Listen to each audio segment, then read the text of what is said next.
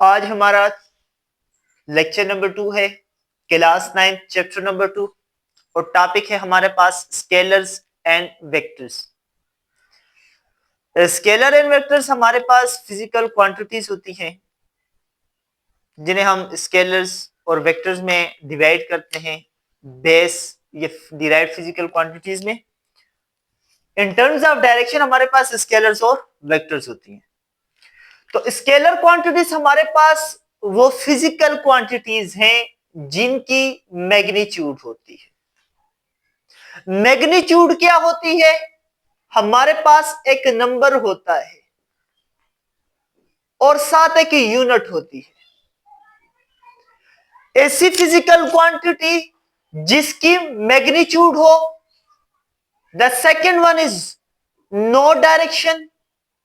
ऐसी physical quantities जिसकी magnitude तो हो, डायरेक्शन ना हो, उसे हम स्केलर्स कहते हैं। अब इसमें क्या होता है? Remain same. अब इसकी मैग्नीट्यूड सेम रहती है, डायरेक्शन के चेंज होने से भी मैग्नीट्यूड के ऊपर कोई इफेक्ट नहीं होता। फॉर एग्जांपल, एक बॉडी इस डायरेक्शन में मूव कर रही थी, अब इस डायरेक्शन में आ गई, या इस डायरेक्शन में चली गई, या इस डायरेक्शन में चली गई।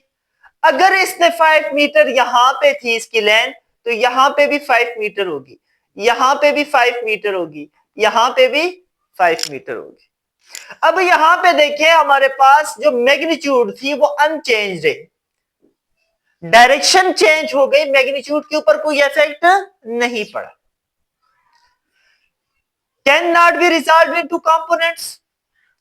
जब ये हमारे पास स्केलर है, इसकी कोई डायरेक्शन नहीं है, मैग्नीट्यूड है जस्ट, तो इसे हम रिजॉल्व कंपोनेंट में करने से कोई भी इफेक्ट नहीं होगा। अब ये हमारे पास नंबर होता है, यहां पे हमने पढ़ा कि magnitude is a number with a proper unit. तो अगर ये नंबर है, मिसाल के तौर पे ये 5 है, अब ये नंबर है, 3 पॉसिबिलिटीज हो सकती है नंबर के साथ। क्या मैग्नीट्यूड पॉजिटिव हो सकती है? जी हो सकती है। अब इसे मैं +5 मीटर लिख दूं, यह मैग्नीट्यूड पॉजिटिव आ गई, ठीक है। क्या मैग्नीट्यूड नेगेटिव हो सकती है? क्या मैग्नीट्यूड 0 हो सकती है? तो याद रखें, कभी भी नंबर नेगेटिव नहीं होगा। नंबर नेगेटिव तब होगा जब डायरेक्शन मैटर करेगी। अब स्केलर का केस है, डायरेक्शन मैटर ही नहीं करती, just specified by its magnitude.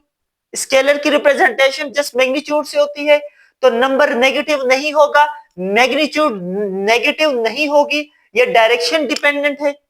हाँ, 0 हो सकती है, एक बॉडी मूवमेंट ही नहीं करती, उससे कितना डिस्टेंस कवर किया? 0 मीटर कवर किया। तो ये मैग्नीट्यूड हमारे पास जो है ये 0 स्केलर की केस में हो सकती है। पॉजिटिव नंबर भी हो सकता है, नेगेटिव नहीं हो सकता, क्योंकि ये हमारे पास डायरेक्शन डिपेंडेंट है।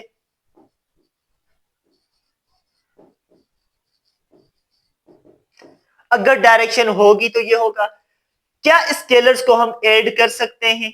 अब देखते हैं, हमारे पास एक बॉडी है, 5 मीटर डिस्टेंस की कवर किया, फिर भी 5 मीटर, तो ये कितना डिस्टेंस हो गया? 10 मीटर हो गया। जी एडिशन हो सकती है। अब बॉडी का 5 मीटर डिस्टेंस था, अब उसे सब्ट्रैक्ट कर सकते हैं। हाँ, सिंपल रूल है, उसे सब्ट्रैक्ट कर सकते हैं, डिवाइड कर सकते हैं जी सिंपल तरीके से, जिस तरह हमारे पास अब ये 1 हो गया इसका आंसर। मल्टीप्लाई कर सकते हैं, G5 multiply by 5 is equal to 25। देखिए, ये सारे जो ऑपरेशन है, पॉजिटिव यानी एडिशन, सब्ट्रैक्शन, डिवीजन और मल्टीप्लिकेशन, ये ऑर्डिनरी हैं। तो हमारे पास स्केलर्स पे ऑर्डिनरी अलजेब्रा यूज होता है। जिस तरह हम नंबर्स को ऐड, सब्ट्रैक्ट, मल्टीप्लाई, डिवाइड करते हैं, स्केलर्स के लिए वही सिंपल रूल्स यूज होते हैं। ये हमारे पास है स्केलर्स। अब वेक्टर्स क्या होते हैं?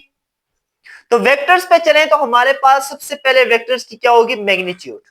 मैग्नीट्यूड क्या होती है? एक नंबर होता है विद प्रॉपर यूनिट होती है। अब ये यूनिट है और ये नंबर है, जब नंबर और यूनिट मिलते हैं तो हमें मैग्नीट्यूड देते हैं। स्केलर के केस में डायरेक्शन नहीं थी, अब जब वेक्टर का केस आ गया तो यहां पे डायरेक्शन भी मैटर करती है।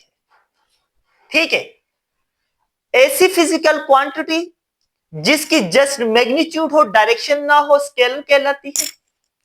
ऐसी फिजिकल क्वांटिटी जिसकी मैग्नीट्यूड भी हो और डायरेक्शन भी हो, उसे हम कहते हैं वेक्टर्स।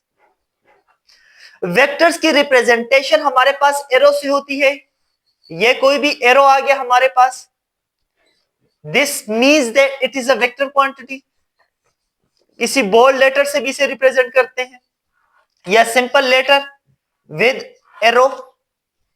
अब मैग्नीट्यूड कितनी होगी, डायरेक्शन कितनी होगी, ये हमारे पास एक एरो है, ये स्टार्टिंग पॉइंट है, ये एंडिंग पॉइंट है।